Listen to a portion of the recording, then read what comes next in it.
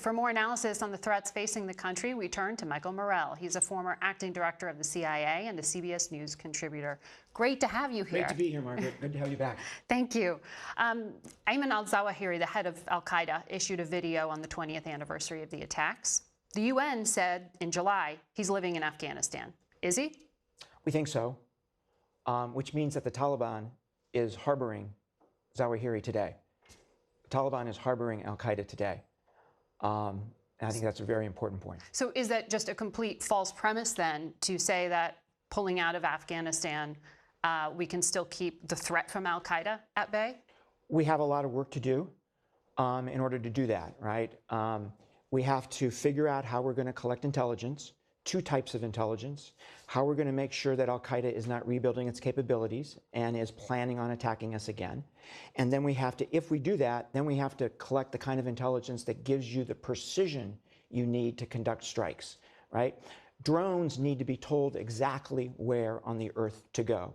What tells you that is precision intelligence. So a lot of work for the intelligence community to do here going forward. And we've seen some of that if you follow headlines. The CIA director in Pakistan this week, he's already said under oath, Bill Burns, that you will have fewer intelligence tools if you pull out U.S. troops. So what exactly do we need? And isn't building up in the region the opposite of what the president intended to do, which was look at Asia and threats elsewhere?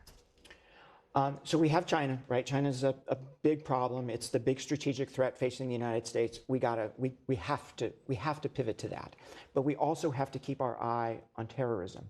And there's terrorists in a lot of different places in the world. The president is right about that. But I think the place where we are most at risk from over the long term, and the intelligence community is saying 12 months, so the long term is kind of short here, is Afghanistan, right? So al-Qaeda could bounce back in as quickly as 12 months in Afghanistan if we don't do what we need to do. So when I talk to sources about this, what they say to the argument you just laid out is, well, why Afghanistan? Why regroup there? Why shouldn't we be as worried about, Central Africa and al-Qaeda's presence there? What's your response to that? So right now, the places I'm most worried about are ISIS in Africa and al-Shabaab in Somalia. But longer term, I worry most about al-Qaeda in Afghanistan and ISIS in Iraq and Syria. Why?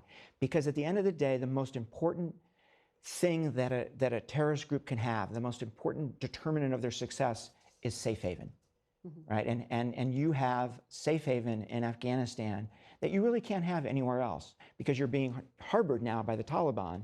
And Afghanistan's a big place. It's tough to get to. It's tough to find partners. We just heard about that earlier in the show.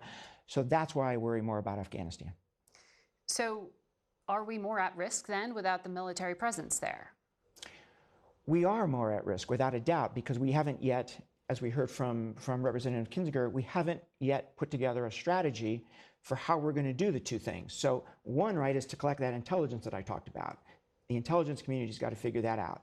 Then the Department of Defense has to figure out this over-the-horizon capability, right? So when the intelligence community says, Mr. President, they're rebuilding again, they're getting to the point where they can attack the homeland again, and the president says, take action, the military has to be able to reach in and degrade al-Qaeda, right?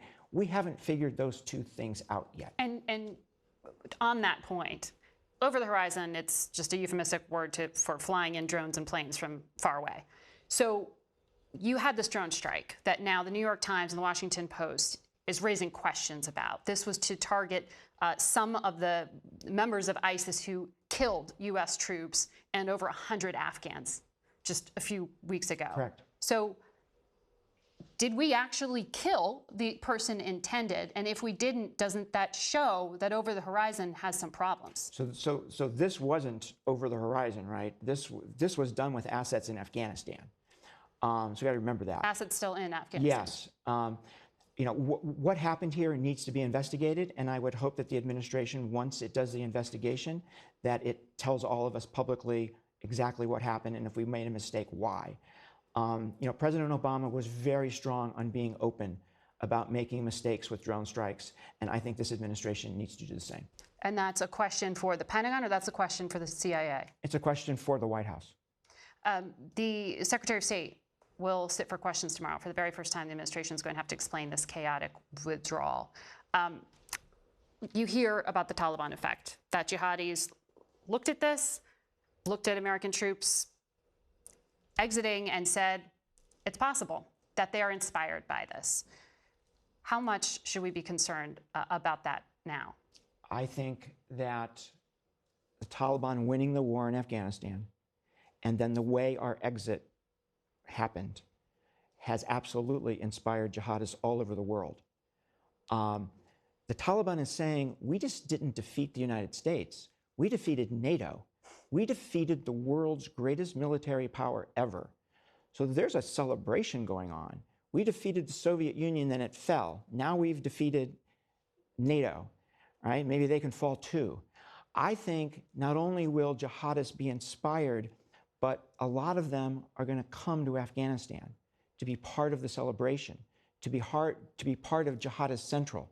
So after 9/11, they all scattered from Afghanistan. I think we're going to see a flow back in, and that's one of the things that makes Afghanistan more dangerous than other spots on the planet. We will keep an eye on it. Mike Morell, thank you for your analysis.